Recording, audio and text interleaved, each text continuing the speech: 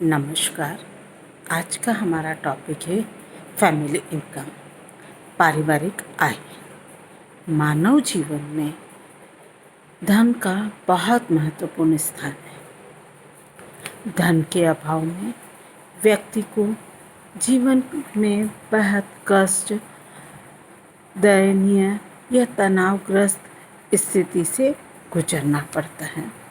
जिस परिवार की आय अधिक होती है वही सुख प्रसन्नतापूर्वक जीवन यापन करता है, क्योंकि उसका रहन सहन का स्तर ऊंचा होता है।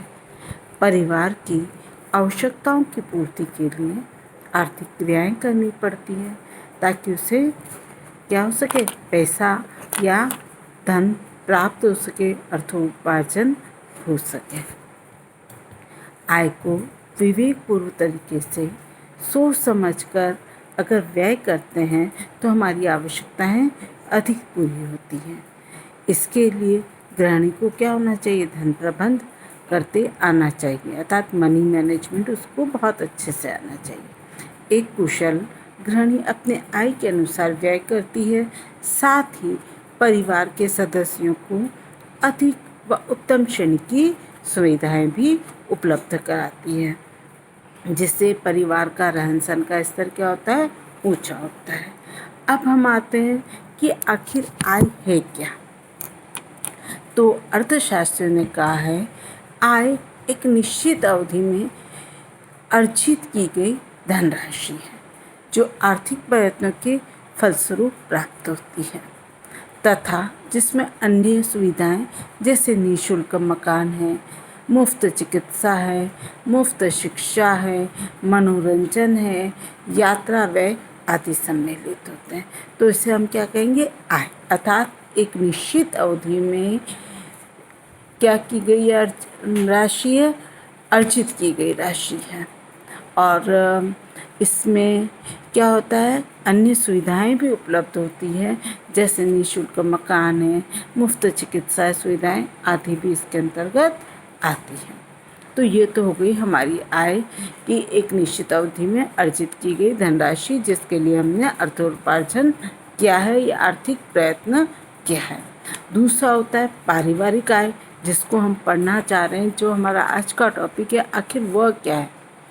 तो इसको हम इस तरह से परिभाषित कर सकते हैं, एक निश्चित अवधि में परिवार के मुखिया एवं अन्य सदस्यों द्वारा आय, धन या मुद्रा पारिवारिक आय कहलाती है।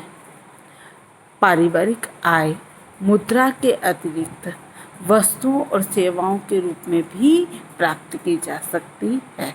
मतलब कि ये हुआ कि एक निश्चित अवधि में परिवार का मुखिया या कोई अन्य सदस्य अगर आय अर्जित करता है तो उसे हम क्या करते हैं, कहते हैं परिवार की आय।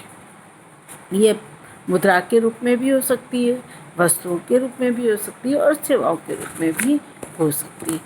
अब निकल एंड डॉर्सी ने इसको परिभाषित किया है और कहा है कि पारिवारिक आय मुद्रा, वस्तुओं, सेवाओं तथा संतोष का प्रवाह है जो परिवार के अधिकार में उनकी आवश्यकताओं के निर्वाह करने हेतु आता है। तो ये डेफिनेशन समझ में आई। इन्होंने क्या कहा है, जो अपने ऊपर समझाया है उसी को इन्होंने यहाँ कहा है कि आय में मुद्रा भी आएगी, वस्तुएं भी आएगी, सेवाएं भी आएगी और आपका संतोष भी आएगा। इन सब का एक तरह से प्रवाह है जो कि परिवार का अधिकार है उसे प्राप्त करना और उसकी आवश्यकता है उसे प्राप्त करना। इसे ही हम क्या कहेंगे, पारिवारिक आय कहेंगे। अब हम देखते हैं प्रत्येक परिवार की आय समान हो ये जरूरी नहीं होता। कुछ परिवार की आय क्या होती है, अधिक होती है और कुछ परिवार की आय क्या होती है, कम होती है। राष्ट्रीय आय या हम ये कह सकते हैं परिवार की आय कई चीज़ों पर निर्भर करती है, जैसे राष्ट्रीय आय पर भी परिवार की आय निर्भर करती है। समृद्धि काल में प्रति व्यक्ति क्या होती है, आय बढ़ जाती है, जबकि अगर मंदी का समय है तो वह आय कम हो जाती है। इसी तरह परिवार के मुखिया या अन्य सदस्यों की शिक्षा है, योग्यता है, कार्यकुशलता है, निपुणता है, उस पर भी क्या होती है, पारिवारिक आय निर्भर करती है। प्रायः अशिक्षित व्यक्तियों की आय शिक्षित व्यक्तियों की अपेक्षा क्या होती है, कम होती है। परिवार का व्यवसाय कैसा है, उस पर भी पारिवारिक आय क्या होती है, निर्भर करती है। एक सा व्यवसाय होने पर भी उनकी पारिवारिक आय में अंतर हो सकता है, क्योंकि क्या होता है कि प्रति व्यक्ति जो उस व्यवसाय को कर रहा है उसकी कार्य क्षमता, उसकी रुचि और काम करने की दक्षता, दूसरों के साथ सामंजस्य करना, मधुर और सौहार्दपूर्ण व्यवहार आदि भी उसकी पारिवारिक आय को प्रभावित करते हैं। और इसके अतिरिक्त व्यक्ति जिस वर्ग में रहता है, जिस समुदाय का सदस्य होता है, उससे भी उसकी पारिवारिक आय प्रभावित होती है या उसके आधार पर भी निर्धारित होती है।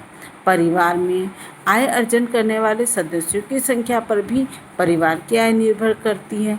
जिस परिवार में ज़्यादा कमाऊ व्यक्ति की संख्या होगी उसकी आय अधिक होगी। जिस परिवार में गर्भवती माता, धात्री माता, छोटे बालकों या स्कूल जाने वाले बालकों की संख्या अधिक होगी वहाँ की पारिवारिक आय कम होगी। अच्छा, पारिवारिक जीवन चक्र पर भी पारिवारिक आय निर्भर करती है। मतलब प्रारंभिक अवस्था में जब पति पत्नी होते हैं तो उसकी आय अधिक होती है, और जब विस्तार की अवस्था होती है, शिशु के आवागमन के साथ साथ उनके पालन पोषण, शिक्षा दीक्षा, तो पारिवारिक आय कम हो जाती है। फिर परिवार की तीसरी अवस्था जब आती है, जिसे कि हम संकुचित अवस्था भी कहते हैं, या तो आय सामान्य रहती है या फिर बढ़ने लगती है। वो उस पर निर्भर करता है कि वो सेवानिवृत्त होने के बाद उसको पेंशन मिल रही है या नहीं मिल रही है, या वह कहाँ कार्यरत था, उस पर निर्भर करता है। अच्छा, तकनीकी और औद्योगिक विकास के साथ साथ भी व्यक्ति के आय में परिवर्तन आता है। जैसे जैसे तकनीकी विकास होता है, औद्योगिक विकास होता है, तो क्या होता है, व्यक्तियों को रोजगार भी मिलता है और कम मूल्य पर भी चीज़ें उपलब्ध होती है, जिससे क्या होता है, परिवार की आय बढ़ने लगती है। अनुकूल परिस्थितियों में भी क्या होता है, परिवार की आय बढ़ती है। जैसे समय पर बहुत अच्छी वर्षा हो और फसल का अच्छा उत्पादन हो तो क्या होगा, आय बढ़ेगी। परंतु इसके विपरीत अकाल है, भूकंप है आदि में क्या होगी, आय कम हो जाएगी। पारिवारिक आय का असमान, मतलब अगर राष्ट्रीय आय का असमान वितरण है तो भी क्या होता है, पारिवारिक आय प्रभावित होती है। इससे कुछ व्यक्ति अमीर होते हैं, कुछ गरीब होते हैं, कुछ मध्यम होते हैं। तो ये सब क्या हुई थी, हमारी पारिवारिक आय। अब हम आते हैं कि पारिवारिक आय आखिर होते कितनी प्रकार की। तो टाइप्स ऑफ फैमिली इनकम पर अब डिस्कस करेंगे। पारिवारिक आय को हम 3 भागों में बांट सकते हैं। पहला मौद्रिक आय, दूसरी वास्तविक आय और तीसरी मानसिक आय। मौद्रिक आय जैसा कि नाम से स्पष्ट है कि एक निश्चित समय में परिवार को मुद्रा के रूप में जो आय प्राप्त होती उसे हम मौद्रिक आय कहते हैं। अर्थात जिसमें हमें पैसा प्राप्त हो और मुद्रा के रूप में प्राप्त हो तो उसे हम क्या कहेंगे, मौद्रिक आय कहते हैं। मौद्रिक आय में क्रय शक्ति क्या होती है, अधिक होती है, और इससे हम दुनिया की अनेक वस्तुएं और सेवाएं क्या कर सकते हैं, प्राप्त कर सकते हैं। बचत करके बैंक में पैसा भी जमा कर सकते हैं। वर्तमान समय में ये बैंक में पैसा जमा करना क्या है, विनिमय का बहुत अच्छा साधन है। मौद्रिक आय प्राप्त करने के लिए परिवार को प्रयत्न करना पड़ता है, आर्थिक क्रियाएं करनी पड़ती है। कुछ अवस्था में परिवार को बिना आर्थिक प्रयत्न करने पर भी मौद्रिक आय प्राप्त हो जाती है। जैसे पैतृक संपत्ति से आय मिल रही हो, मकान का किराए से आय मिल रही हो, कृषि युक्त भूमि से आय मिल रही हो, ये सब मौद्रिक मतलब पैतृक रूप में प्राप्त हुई है, तो उसको क्या होता है, आर्थिक क्रियाएं न करके भी उसको आय प्राप्त हो जाती है। मौद्रिक आय दैनिक भी हो सकती है, साप्ताहिक भी हो सकती है, पाक्षिक भी हो सकती है, मासिक भी हो सकती है और वार्षिक भी हो सकती है। ये परिवार के कार्य पर क्या करती है, निर्भर करती है। ग्रॉस एंड कैंडल ने इसको डिफाइन किया है। मौद्रिक आय से तात्पर्य है कि क्रय शक्ति से जो मुद्रा के रूप में एक परिवार को निश्चित समय में प्राप्त होती है। अर्थात मौद्रिक आय से तात्पर्य उस क्रय शक्ति से है जो मुद्रा के रूप में एक परिवार को क्या होता है, निश्चित समय में प्राप्त होती है। तो ये क्या हुई, मौद्रिक आय हुई। अर्थात मुद्रा के रूप में जो आय प्राप्त हुई उसको हमने क्या कहा, मौद्रिक आय कहा। दूसरी हुई वास्तविक आय। वास्तविक आय क्या है, यह वह आय है जो परिवार को एक निश्चित अवधि में वस्तुओं और सेवाओं के प्रवाह से प्राप्त होती है। इसे हम क्या कहते हैं, वास्तविक आय कहते हैं। कुछ सेवाएं या मुद्रा खर्च किए बगैर प्राप्त हो जाती है और कुछ सेवाएं या वस्तुएं प्राप्त करने के लिए हमें मुद्रा भी खर्च करनी पड़ती है। जैसे निःशुल्क यात्रा है, चिकित्सा है, मकान है, घरेलू बागवानी, इससे प्राप्त फल सब्जियां हैं। इनमें हमें क्या होता है, बिना पैसे खर्च के प्राप्त हो जाती है। परंतु इन में क्या होता है, कुछ ऐसी भी होती है जिन्हें हमें पैसा खर्च करके प्राप्त करना पड़ता है, जिससे हमें संतुष्टि प्राप्त होती है। तो दोनों ही प्रकार की आय क्या हुई, वास्तविक आय हुई।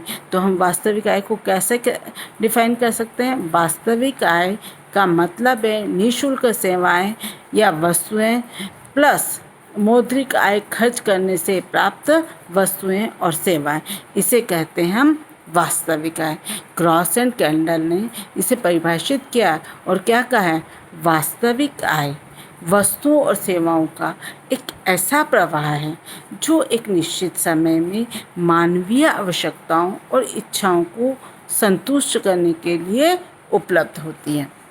मतलब यही है, क्या है, वस्तुओं और सेवाओं जो हमें निश्चित अवधि में हमारी आवश्यकताओं को, हमारी इच्छाओं को पूर्ण करने के लिए प्राप्त हो, तो उसे हम क्या कहते हैं, वास्तविक आय कहते हैं।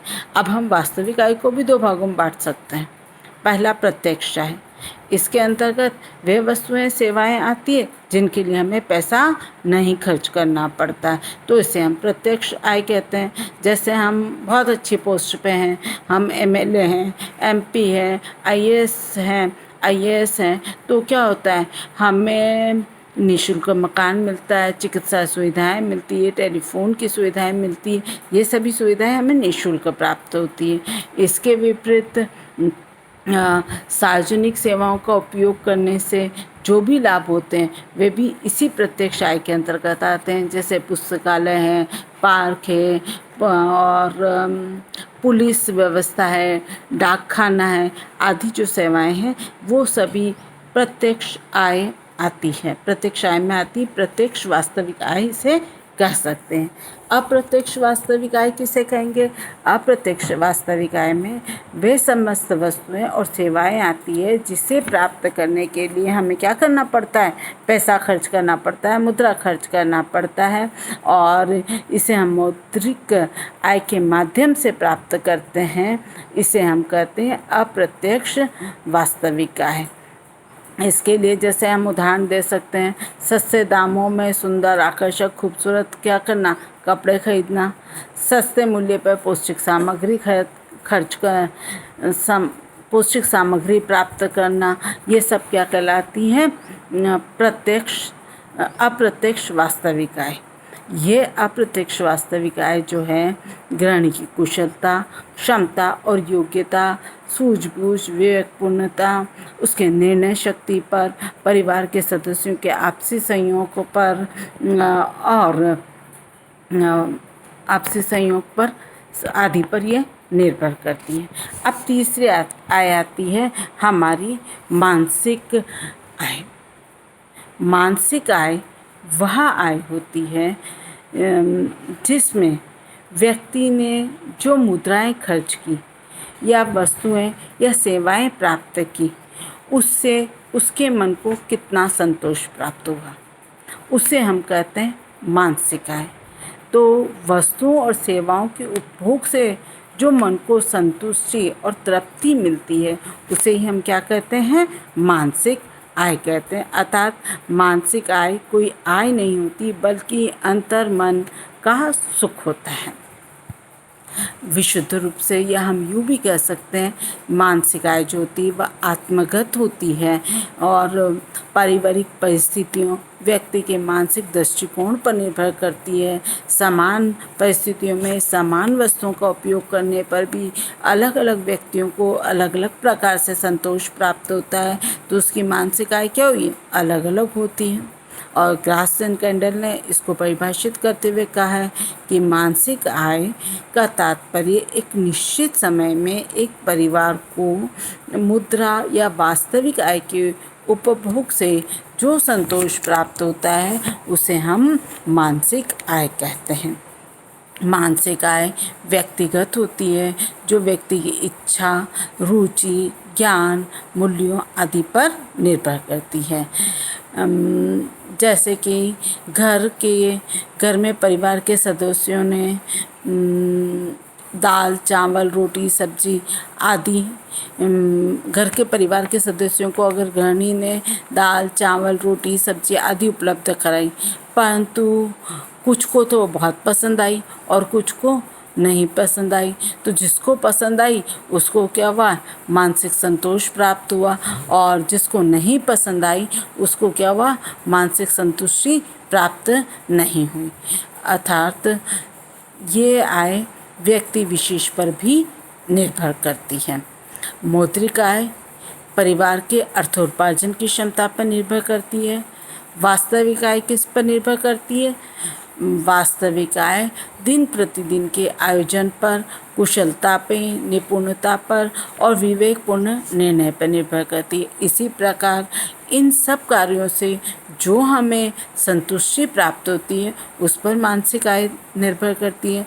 इस तरह हमने तीनों ही आय की चर्चा की। कौन कौन सी आय की चर्चा की? मुद्रा के रूप में जो प्राप्त हुई उसे हमने मौद्रिक आय कहा। वास्तविक आय किसको कहा? जो हमें वस्तुएं और सेवाएं प्राप्त हुई, चाहे वो मुद्रा खर्च करने से प्राप्त हुई या बिना मुद्रा खर्च करने से प्राप्त हुई, उन्हें हमने वास्तविक आय कहा। और मानसिक आय किसको कहा? मौद्रिक आय और वास्तविक आय से जो हमें संतोष प्राप्त हुआ उसे हमने मानसिक आय कहा। इस प्रकार आय के प्रकार हो गए। आया समझ में? धन्यवाद।